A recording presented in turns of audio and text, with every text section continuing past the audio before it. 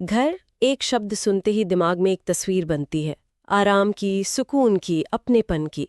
पर अक्सर हकीकत इससे बिल्कुल अलग होती है। वो ही घर जो हमारा किला होना चाहिए, कभी कभी एक जंग का मैदान बन जाता है।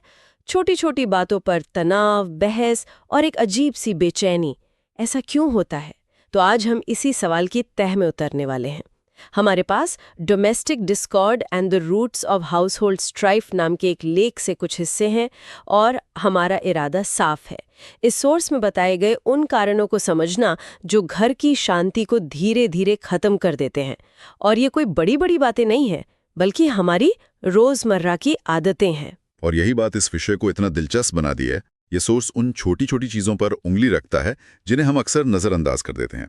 यह हमें एक अलग नज़रिए से सोचने पर मजबूर करता है कि कैसे हमारे अनजाने में किए गए काम घर के पूरे माहौल पर, रिश्तों की गर्माहट पर असर डाल सकते हैं।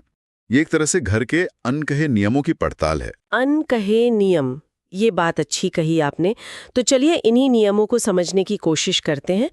सोच की शुरुआत होती है शाम और रात की कुछ आदतों से। और पहला ही पॉइंट सच कहूं तो मुझे थोड़ा चौंकाने वाला लगा। शाम को झाड़ू लगाना। मतलब मैंने तो हमेशा इसे बस सफाई से जोड़कर देखा है, पर सोर्स कह रहा है कि ये घरेलू कलह का एक कारण है। ये कनेक्शन कैसे बनता है भला?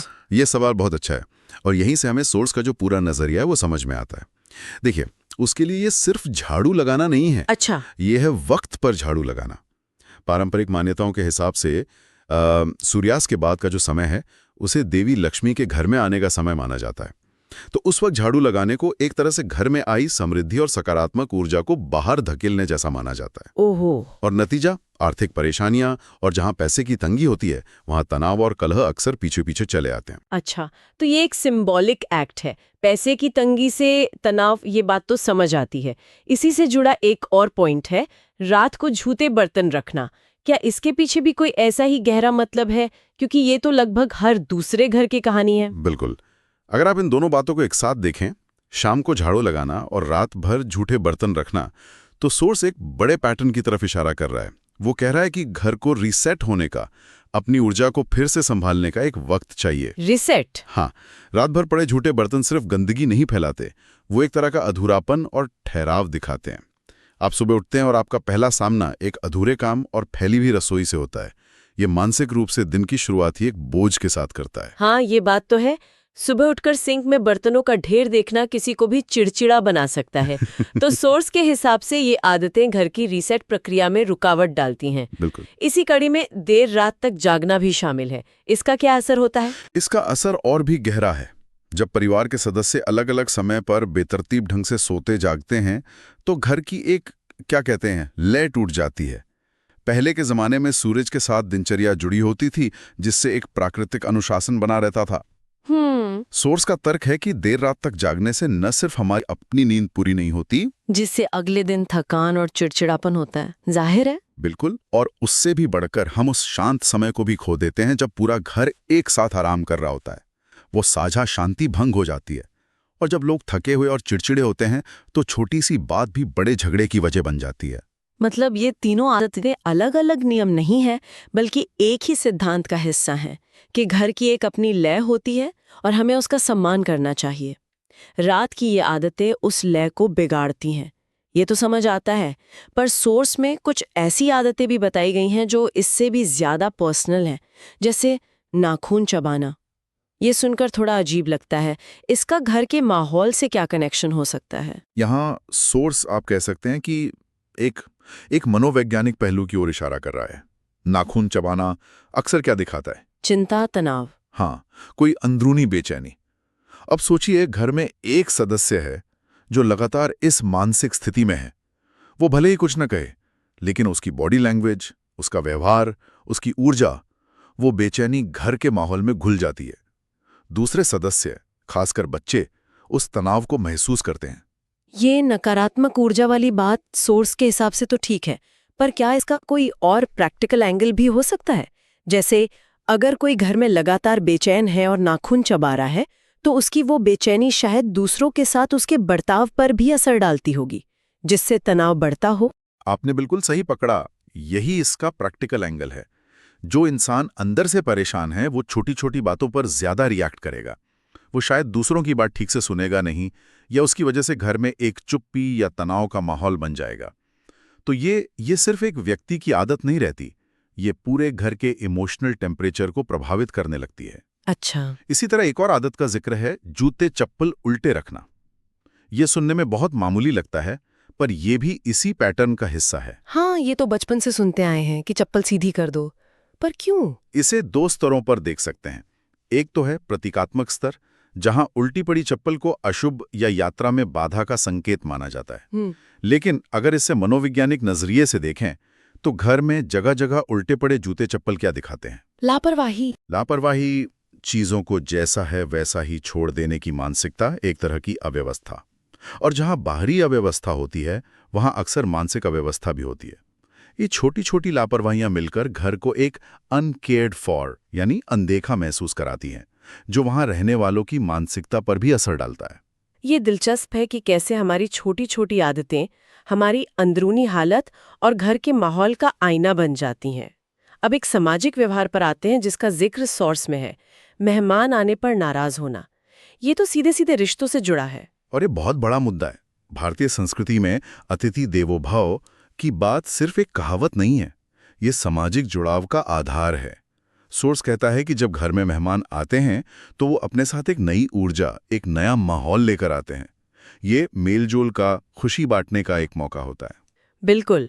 ऐसे में अगर घर का कोई सदस्य मुंह फुला ले या नाराजगी दिखाए तो वो उस पूरी सकारात्मकता को एक झटके में खत्म कर देता है। इससे न सिर्फ मेहमान असहज होते हैं, बल्कि परिवार के अंदर भी दरार पड़ती है। एक सदस्य मिलना जुलना चाहता है, दूसरा नहीं, और यहीं से टकराव शुरू होता है। बिल्कुल। और मुझे लगता है इसी से जुड़ा अगला पॉइंट है दान न करना या मांगने वाले को भगाना। क्या ये भी उसी सामाजिक जुड़ाव की कमी को दिखाता है? हाँ, ये उसी विचार का विस्तार है। सोर्स का तर्क है कि एक घर सिर्फ 4 दीवारों से नहीं बनता, वो अपने आसपास के समाज से भी जुड़ा होता है। देने का भाव, चाहे वो दान हो या किसी जरूरतमंद की मदद, एक घर में करुणा और उदारता को जिंदा रखता है। जब कोई घर दरवाजे पर आए भिखारी को भगा देता है या दान धर्म से पूरी तरह कट जाता है, तो सोर्स के मुताबिक वो घर आत्मकेंद्रित और कठोर बन जाता है। कठोर? हाँ, मतलब वहां कृतज्ञता और साझा करने की भावना खत्म हो जाती है। और जिस घर में ये भावनाएं नहीं होती, वहां के लोग एक दूसरे के प्रति भी स्वार्थी और कठोर हो सकते हैं, जो कलह की असली जड़ है। तो अब तक हमने व्यक्तिगत और सामाजिक आदतों की बात की। अब चर्चा को एक और परत गहरा ले जाते हैं, आस्था और पवित्रता की ओर। सोर्स में साफ तौर पर पूजा पाठ ना करना और कुल देवी देवताओं की पूजा ना करना का जिक्र है। ये कैसे घर की शांति से जुड़ता है? सोर्स इन्हें घर की आध्यात्मिक नींव के रूप में देखता है। देखिए, पूजा पाठ या अपने कुल देवताओं को याद करना, ये सिर्फ एक धार्मिक क्रिया नहीं है, ये एक रूटीन है, एक अनुशासन है जो हमें हमारी जड़ों से जोड़ता है। सोर्स के मुताबिक ये एक तरह का सुरक्षा कवच बनाता है। सुरक्षा कवच? इसे थोड़ा और समझाएंगे। एक मॉडर्न लिसनर के लिए इसका क्या मतलब हो सकता है? जरूर। सोर्स के मुताबिक ये सुरक्षा कवच एक तरह की मानसिक और भावनात्मक शांति है।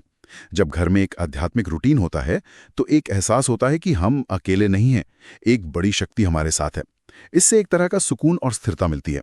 जब वो रूटीन टूटता है, जब हम अपनी जड़ों से कट जाते हैं, तो एक आध्यात्मिक खालीपन पैदा होता है। अच्छा।